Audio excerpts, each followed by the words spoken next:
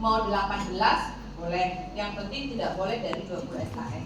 Bu, kalau misalkan saya mau mengulang mata kuliah saya yang nilainya awalnya saya C, bisa tidak? Bisa. Bisa nggak Bu saya mengulang mata kuliah, misalkan ibu saya mata kuliah tinggal 15 SKS. 15 SKS itu apa saja? Biasanya mahasiswa yang sudah smart, yang sudah IPK-nya tinggi, itu biasanya di semester 7 itu sudah tinggal 15 SKS. Apa saja Bu? 6 itu skripsi. Kemudian 3 ini ada mata kuliah ekonomi manajerial. Kemudian ada 3, ini maksudnya 3 SKS ya. 3 SKS ini mata kuliah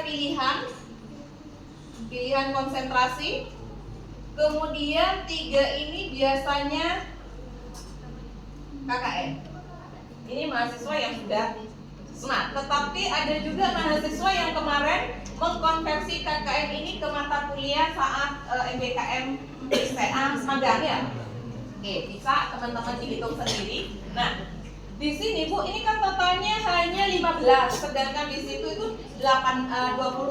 Boleh Anda menambahkan menjadi 18, itu 3-nya itu 3 SKS-nya bisa dari mata kuliah yang mungkin nilainya dirasa kurang. Ya. Kalau B itu tidak kurang, B itu bagus.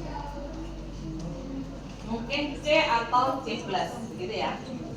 Nah, pastinya ya teman-teman, apa kalau saya ikut MBKM Riset, MBKM KKNP itu menjamin nilai saya itu pasti A? Tidak menjamin. Bisa beku. Kenapa Bu kok bisa tidak menjamin? Karena itu kan nanti Anda diuji lagi. Skripsi diuji. Kemudian KKN biasanya sesuai dengan aktivitas Anda di lapangan. Ya. Tetapi pengalaman dari KTKT itu biasanya nilainya memang bagus-bagus kalau ikut MBKM karena mereka fokus kan, tidak itu kuliah yang lain. Nah, berarti Bu, kalau konversi 3 mata kuliah yang ada di semester 7 itu berarti akan dikonversi. Ya, Anda tidak perlu ikut kuliah lagi. Anda fokus pada penelitian, Anda fokus pada KKN. Itu saja. Jadi saya tidak perlu ikut ekonomi manajerial di kelas, tidak perlu. Pilihan mata kuliah konsentrasi tidak perlu. Seperti MBKM kemarin. Dan tidak ada workshop kalau ini. Itu bedanya.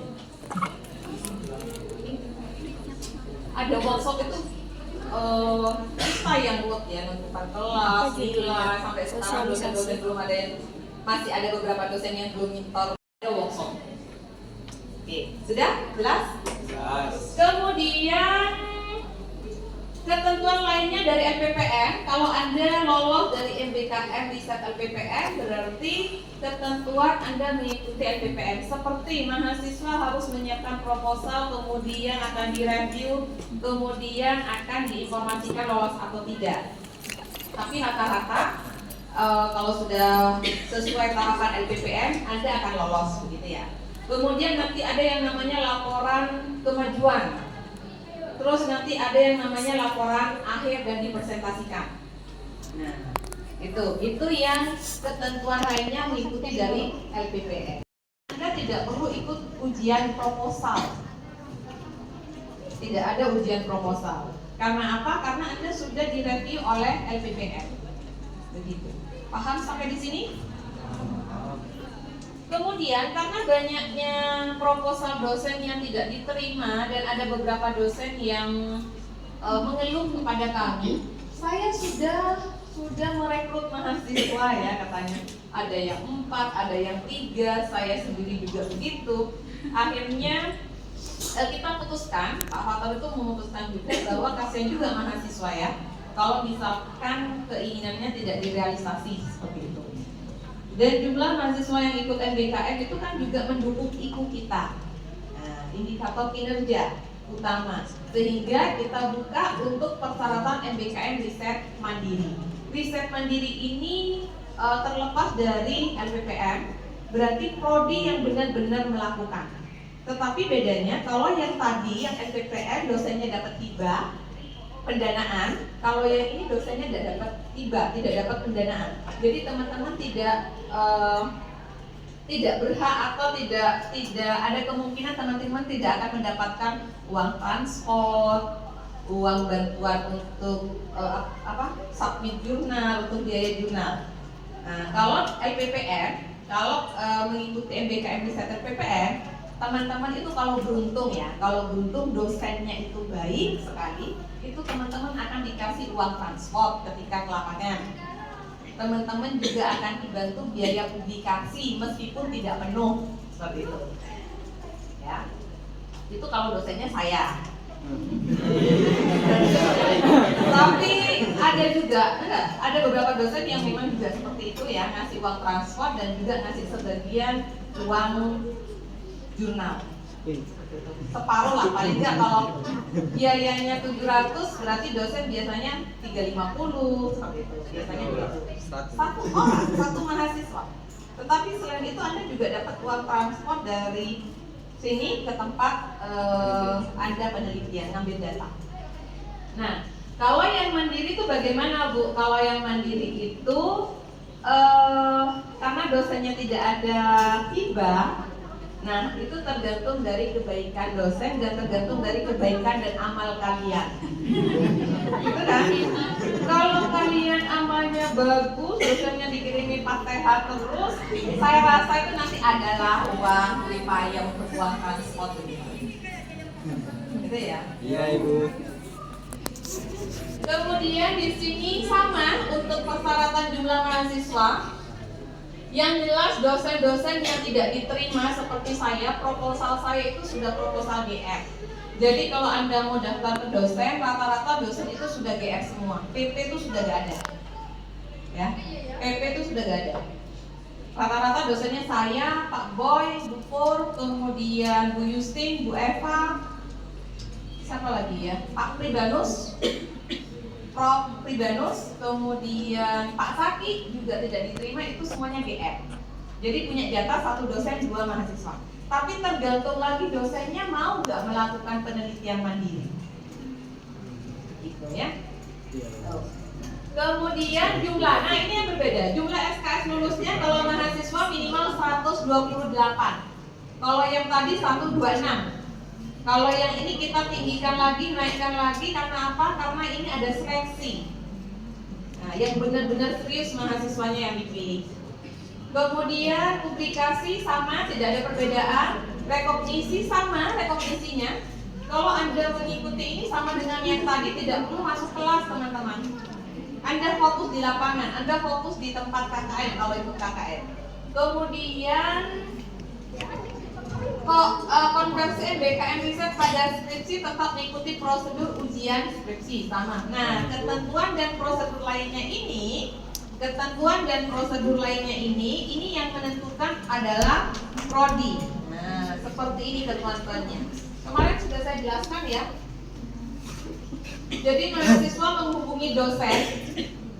menghubungi dosennya ada waktunya teman-teman. Bukan mulai sekarang, tidak akan dibalas sama dosen karena saya belum memberikan informasi detail kepada dosen.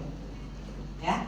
Jadi yang pertama itu adalah Anda menghubungi dosen dan tidak boleh memaksa. Kalau misalkan dosen bilang saya tidak melakukan penelitian mandiri, ya udah tidak usah. Kemudian pastinya dosen yang tidak lolos LPPN. Kalau dosen yang lolos LPPN biasanya sudah punya tim sendiri. Seperti itu. Kemudian dosen akan melakukan seleksi, salah satunya jumlah SKS. Jadi bisa saja dosen melihat dari asal Anda dari mana, karena penelitian saya daerah Madura. Asal Anda dari mana, karena penelitian saya di sini. Bisa saja begitu. Ini tergantung dari dosennya.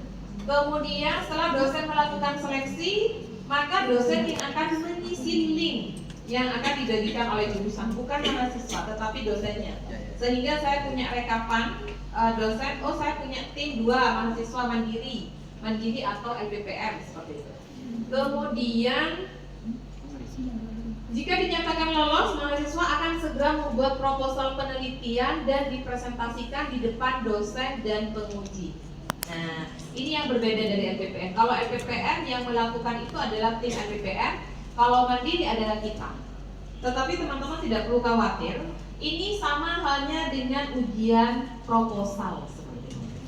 Berbeda, apa bedanya Bu? Kalau ini di deadline.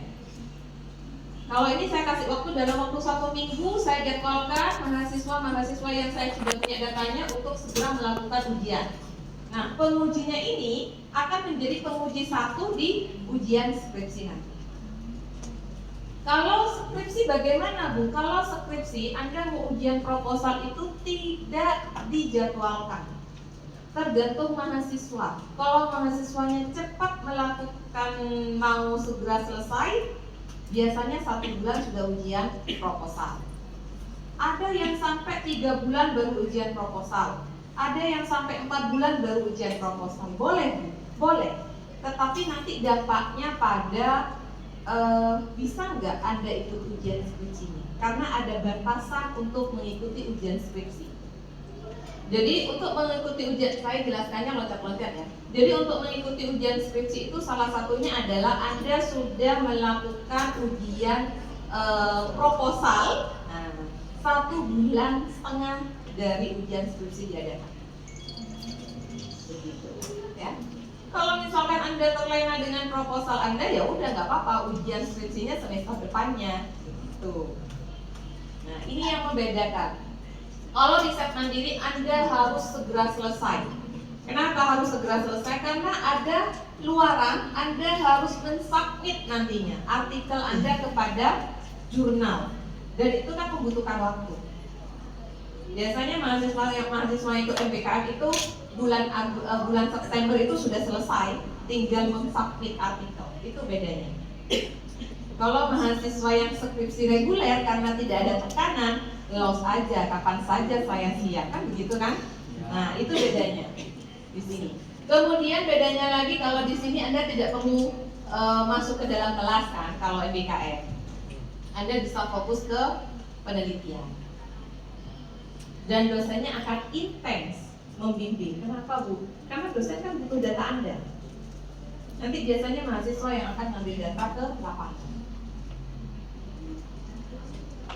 Kemudian setelah itu mahasiswa kalau sudah ujian proposal, mahasiswa melakukan penelitian, mahasiswa submit artikel, dan sampai akhirnya mahasiswa itu menyusun laporan akhir dan mengikuti ujian skripsi.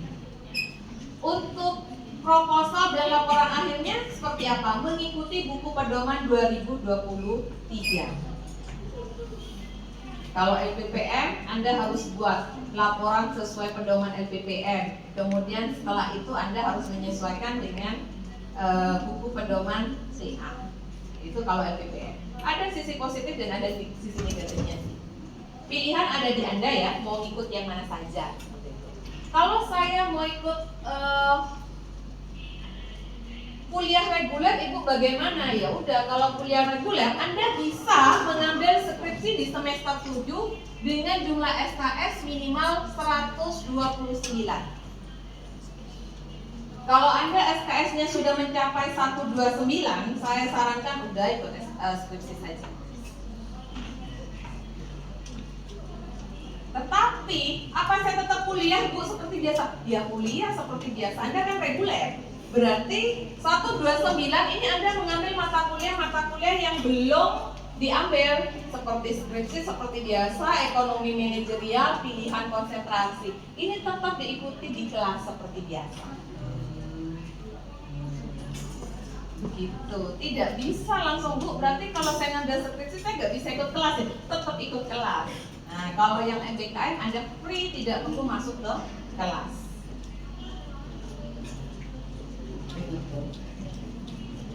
Paham sudah membedakannya? Kalau MBKM 128 Anda masih bisa ngambil skripsi. Kalau reguler minimal 129, nggak bisa ditawar lagi. Kalau Anda 126 SKS-nya sekarang Bu, saya tidak ikut MBKM, apa bisa saya ikut skripsi? Nggak bisa. Kalau ikut skripsi minimal 129. Coba dicek KRS-nya. Dan hati-hati, ada beberapa mahasiswa, saya sudah melihat hasil MBKM-nya, nilainya, ada beberapa mahasiswa yang nggak lolos. Jadi kalau misalkan Anda ada tidak pernah ikut magang, kemudian tidak pernah presentasi, ada yang beberapa mahasiswa yang tidak presentasi ke dosennya tidak ngasih nilai beneran, barusan saya cek. Dan itu Bu, bagaimana nilainya? Nilainya akan kita lihat kompilasi dengan workshop, ya. Tapi kalau kalian merasa Anda yakin Anda rajin selama magang, 20 SKS bisa langsung dikonversi. Tapi saya rasa mahasiswa sini nggak ada yang bermasalah di kelas ini ya? Tidak ada. Tidak ada ya? Semua. Ya, ini terkait dengan MBKM riset mandiri. Sekarang saya lanjut pada pengabdian. Nah, di sini yang lolos pengabdian lagi-lagi ada namanya Pak Fator. Selamat buat teman-teman yang sudah chat berkali-kali, katanya sudah sampai 15 mahasiswa yang mau menjadi timnya, kayak gitu. Nah, kami menghindari hal itu ya. Jadi harus dibagi. Pak Fator lolos untuk pengabdian. Pak Prasetyo Nugroho ini adalah timnya saya. Timnya Pak Pras itu adalah saya. Kalau ada mahasiswa, Bu, saya kemarin daftar sama Ibu, ya berarti lolos begitu. Kecuali yang penelitian. Kemudian Pak Samsuki, ini ada 3 dosen mahasiswa yang lolos MBKM KKNT. Bu, apa benefitnya kalau saya mengikuti MBKM KKNT? Nah, yang pertama, teman-teman tidak perlu kuliah karena ini KKN, karena ini MBKM. Jadi dikonversi ke 20 SKS, maksimal 20 SKS. Bu, apa bisa ya Bu, saya mengkonversi skripsi? Bisa, asalkan nilai skripsinya, minimal SKS-nya 126 sama dengan yang MBKM riset. Kalau nilai skripsi nilai SKS Anda 126, berarti Anda bisa mengkonversi ke skripsi. Tetapi teman-teman tidak semudah itu ya. Ya Bu, tidak semudah itu. Oke, ya. Di sini rekognisi maksimal 20 SKS, kegiatan MBKM selama 4 bulan di desa. 4 bulan di desa. Boleh pulang Bu? Boleh. Biasanya nanti kesepakatan antara dosen dengan mahasiswa seperti apa. Kemudian jika ingin dikonversi ke skripsi, mahasiswa wajib membuat proposal skripsi. Perlu melakukan ujian proposal, mengikuti ujian skripsi, dan publish artikel minimal Sinta 4. Mahasiswa sih ini kecil ya, buktinya teman-teman mahasiswa kemarin yang saya itu semuanya lolos kok. Dia mengkonversi ke skripsi, 4 bulan di desa, kemudian dia melakukan penelitian di sana, kemudian dikonversi ke skripsi. Bisa. Mahasiswa kan selalu ditekan kan, bukan cuma mahasiswa, saya juga begitu. Kalau ada kerjaan, kalau nggak mepet-mepet nggak selesai, begitu kan? Ya, Sama berarti. benar. Itu sifat manusia. Kemudian minimal mahasiswa semester 6 ya, kalau semester 4 tidak bisa. Ini untuk persyaratan MBKM KKNT. Kalau misalkan Bu, saya mau ikut MBKM KKNT tapi tidak mau dikonversi ke skripsi, ya udah skripsinya ngambil di semester 8. Misalkan ada pertanyaan, Bu, saya kan timnya Bu April, tapi konsentrasi saya itu adalah pemasaran. Nanti kalau misalkan saya dikonversi ke skripsi, siapa yang akan membimbing? Akan saya alihkan ke dosen konsentrasi pemasaran. Seperti itu meskipun dari tahun kemarin. Ya, itu terkait dengan MBKM KKNT. Ada pertanyaan kemarin, Bu, apa saya dibiayai? Pengalaman sebelum-sebelumnya, kalau MBKM KKNT itu yang pertama kita support konsumsi, uang konsumsi itu kebutuhan sehari-hari kalian di desa itu kita support, tapi tidak 100% ya. Kalau mahasiswa itu kan maunya makannya enak terus gitu ya. Jadi Ya, Ibu. iya, kalau makan enak terus kan bisa-bisa 1 bulan itu habis berapa gitu. Benar. Jadi KKN itu seperti tirakat Pak. Jadi kita support dana kepada satu kelompok ya, bukan satu mahasiswa ya, kepada satu kelompok. Kemudian itu pengalaman kami kemarin, biasanya saya itu mensupport untuk konsumsi itu 700 ke 750. Itu 1 bulan. Kemudian nanti kalau misalkan dosennya yang punya kegiatan, karena kalau MBKM KKMT ini dosen juga punya program. Ada 3 program, ada 3 pertemuan, berarti konsumsi selama 3 kegiatan, 3 pertemuan itu saya ke desa, itu berarti yang membiayai semuanya adalah dosen. Kemudian publikasi artikel mahasiswa, publikasi artikelnya bukan ini ya tentang pengabdian, itu yang mengcover itu adalah dosen. Itu kalau saya. Begitu. Itu kurang lebihnya dosen-dosen yang lain sama kok teman-teman. Itu kalau MBKM KKNT. Nah, sekarang Anda sudah punya bayangan mau ngambil apa, atau mau ngambil skripsi biasa, kemudian juga sekalian mau kuliah, eman-eman nih semester terakhir, masa kita meninggalkan kelas? Iya Bu, benar Bu. Ya, ini rata-rata berapa SKS kalian semuanya? 129. Oh, skripsi aja. Siapa kamu itu? 130. Gak mungkin 130 itu. Ya, saya serahkan. Kita punya waktu untuk konsultasi. Misalkan ada teman-teman yang bermasalah, yang nilainya dapat E, atau pernah ada mata kuliah yang nilainya dapat D. Nah, kalau misalkan saya ikut MBKM Bu akan bisa dikonversi. Asalkan syarat Anda ini terpenuhi 128 dan 126, nanti bisa saya cek KHS-nya. Begitu. Ada pertanyaan? Silakan. Tidak ada. Kan kalau offline nggak ada, kalau online gua.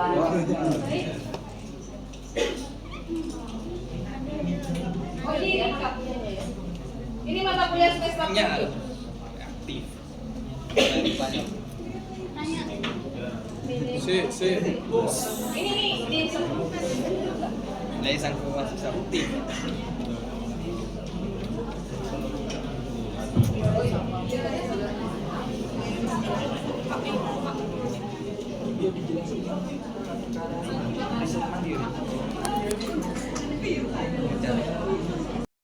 dan skripsinya belum selesai itu kan nilainya akan nol. Iya. Nah itu nanti itu akan mulai di semester 9 atau skripsinya dilanjut di semester 8?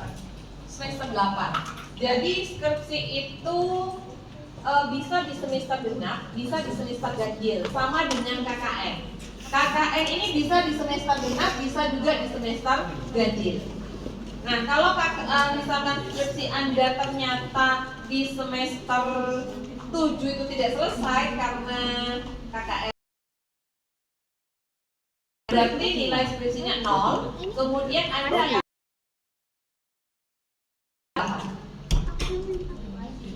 Itu skripsinya harus di desa KKNT.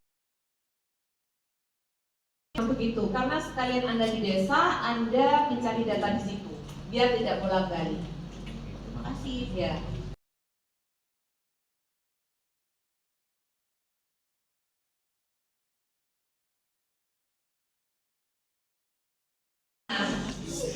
Kalau semester 6 itu kan teman-teman memilih 2 konsentrasi kan. Nah, kalau di sini cukup 1 saja.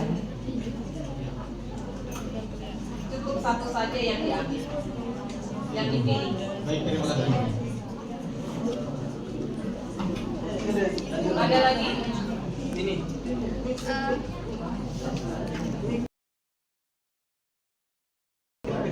Aku izin tanya, untuk yang MBKM riset mandiri itu semisal dari dosennya itu mengajukan minimal 5 orang itu diperbolehkan atau tidak? Nggak boleh, hanya 2 jatahnya, hanya 2. Maksimal. Iya 2, tidak ada maksimal dan minimal 2. Ya. Kalau 5 berarti dosennya, kalau misalkan yang daftar ke dosen banyak lebih dari 2, berarti dosennya yang harus melakukan seleksi. Saya prodi hanya menerima data dari dosen, seperti itu. Jadi daftarnya bukan ke kami, bukan ke prodi, tetapi ke dosen. Begitu. Jadi tetap 2 ya? 2. Ada lagi? Adel. Burung siaran. Recik. Sini saya.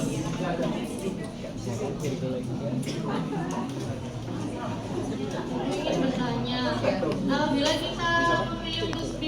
DPL-nya itu ditentukan dosen pembimbingnya itu ditentukan waktu kapan Ibu?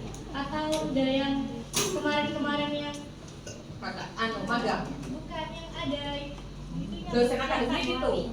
ya dosen walinya Ibu.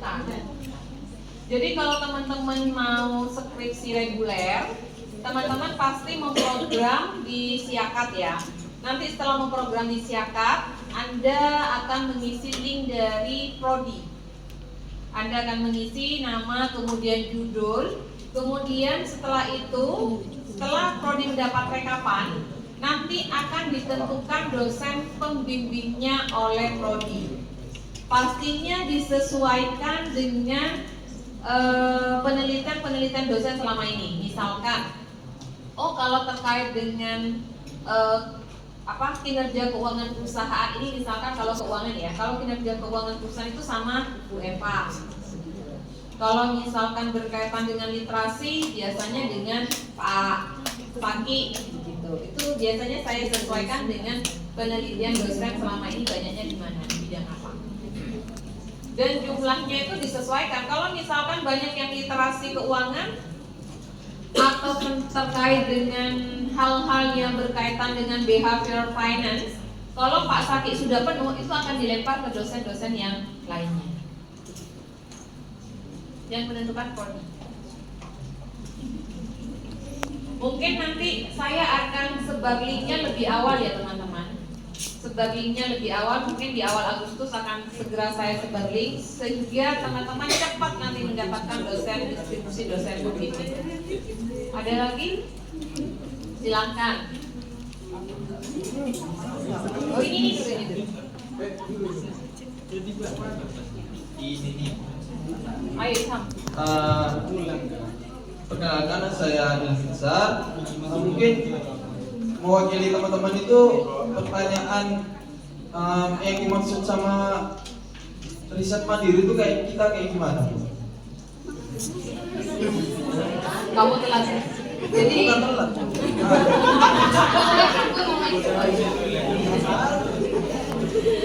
Ilham ini selalu bilang sama saya, dia mahasiswa bimbingan saya magang, Bu, saya itu pelupa Bu. Jadi kadang apa yang dijelaskan Ibu barusan itu sudah hilang katanya. Oh, kembali dia bilang begitu. Jadi kalau MBKM riset mandiri itu Ilham, yang melakukan itu dosennya, murni dari dosen. Di sini dosen tidak memperoleh pendanaan dari LPPM. Jadi benar-benar mandiri, dosen mau melakukan penelitian tetapi membutuhkan tenaga mahasiswa untuk ngambil data. Sehingga karena dosen membutuhkan tenaga mahasiswa ya, tenaganya mahasiswa, sehingga dosen di sini ya harus timbal balik ke mahasiswa. Saya butuh data, Anda bantu saya, berarti nanti akan saya bimbing Anda dalam menyelesaikan artikel. Yuk, terima kasih. Paham Bu? Sekarang Berikutnya, itu berapa?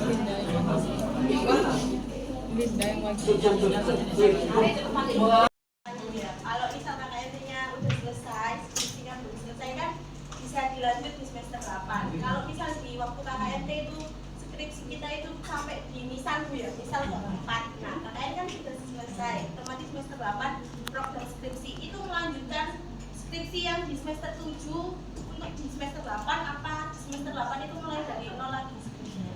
kalau seperti itu sepertinya Anda nangis deh. Nangis. Jadi lanjutkan saja Mbak. Ya, lanjutkan.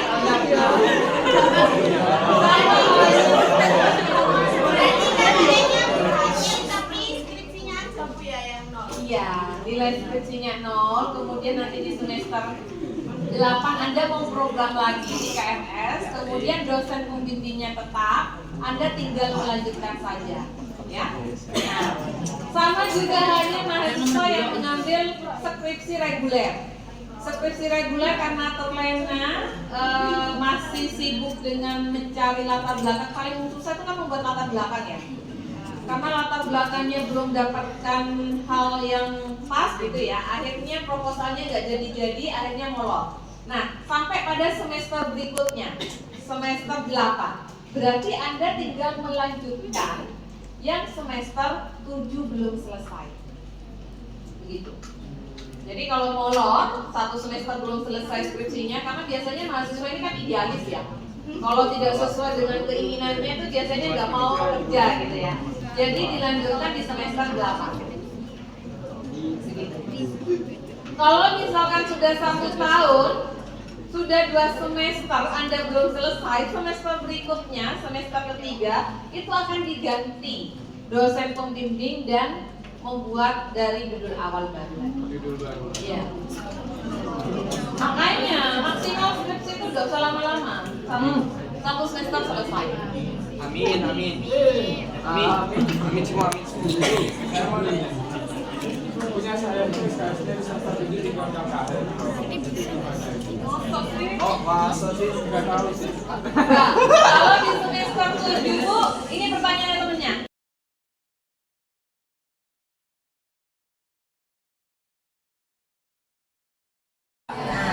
Kemudian public speaking, kalau misalkan nilai Anda bagus, ini ambil di semester 5. Jadi secepat-cepatnya Anda berlari masih ada ekonomi manajerial, ya kan? Mata kuliah pilihan sama hukum dagang. Mungkin KKN dikonversi saat MBKM ya kemarin ya. Nah, mungkin di sini tidak ada ini, tapi saya lupa tadi ada hukum dagang. Kuanti itu di semester Iya. Aduh, parah. kuanti di semester 6 biasanya kalau teman-teman hebat itu diambil di semester 4. Seperti itu. Oh, berarti kan hebat. Berarti bukan cuma KKN dong. Nangis. Ekonomi moneter sudah. Public speaking.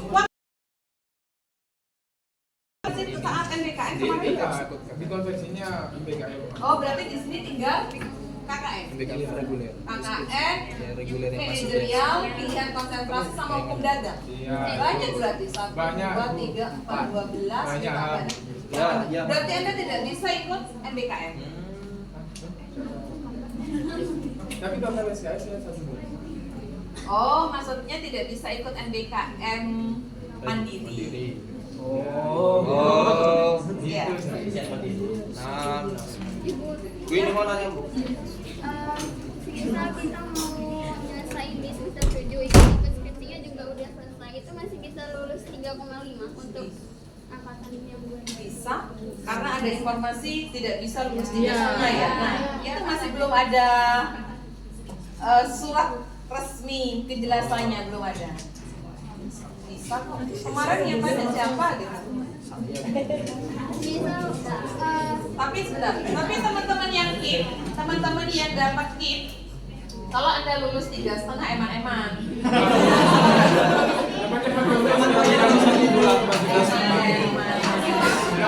Kemarin ada mahasiswa bimbingan saya, kakak tingkat Anda, mahasiswa bimbingan saya skripsinya dia ikut reguler skripsinya semester 7 sudah selesai.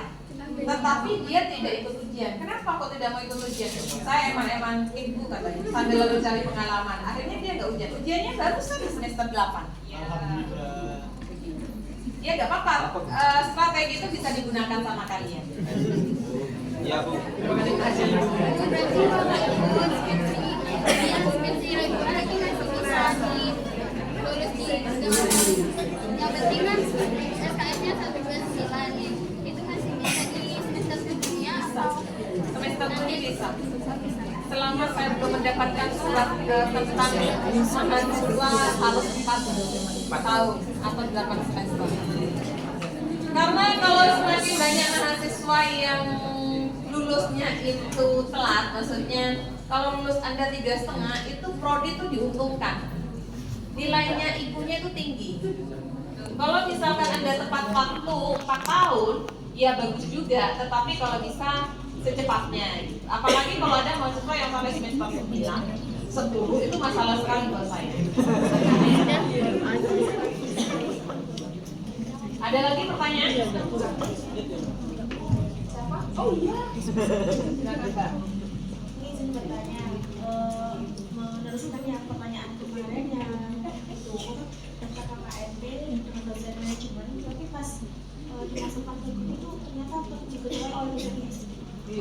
Ada dosen manajemennya. Siapa? Pak Adi. Nah, kalau seperti itu, Pak Fator sudah menjelaskan sih bahwa itu tidak bisa. Bisa saja asalkan dosen fisik memberikan mahasiswanya ke kita. Dari dosen fisik belum ada penjelasan. Jadi kalau daftar yang KKNT yang dari manajemen tapi ya kelihatan. Gak apa-apa, masih dibuka kalau yang ini karena ada beberapa kelompok yang masih belum dapat dosen mahasiswa KKN. Kalau saya mahasiswa KKN saya sudah penuh, tapi masih ada Pak Fator, masih ada Pak Eki. Mungkin nanti bisa saya distribusikan ke mereka. Itu otomatis nanti Nah itu makanya saya butuh konfirmasi dari fisik. Kalau fisik mau memberikan mahasiswanya ke kita, mahasiswanya ini dikasih ke kita, kita barter, gak apa-apa. Tetapi kalau mahasiswanya tidak dikasih ke kita, Pak Fator tidak mau.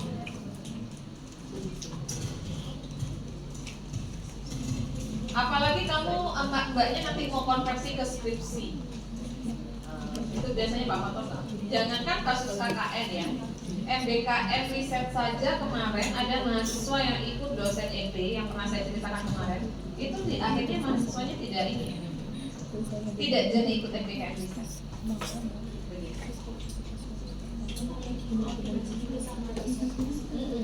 Siapa ketuanya dosen? Oh iya. Konfirmasi ke saya saja. Dia pakai mahasiswa saya, harusnya izinnya ke saya, gitu kan? Silakan, ada satu pertanyaan lagi? Yuk. Pelaksanaannya itu Anda bergabung dengan prodi lainnya. Yang menentukan kelompoknya itu LPPM, bukan prodi lagi. Jadi Anda nanti memprogram di Siakap, seperti biasa memprogram di Siakap. Nanti akan ada informasi dari LPPM terkait dengan pendaftaran lagi ke LPPM.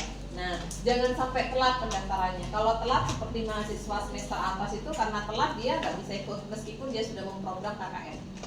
Jadi ikuti terus informasi dari LPPM. Informasi LPPM itu tidak melalui prodi loh ya, dia langsung di webnya. Begitu.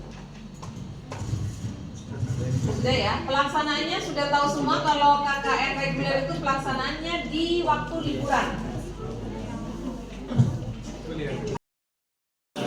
Alhamdulillah. Kasih kepada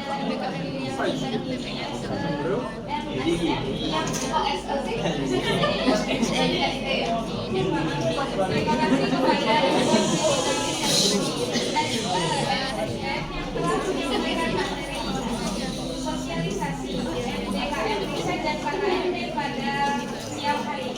Semoga bermanfaat dan baik acara sosialisasi MTKM riset dan KKN pada siang hari ini saya tutup. Jika tidak ada kata maupun yang salah maupun yang tidak disengaja, saya mohon maaf sebesar-besarnya. Wassalamualaikum warahmatullahi wabarakatuh. Waalaikumsalam.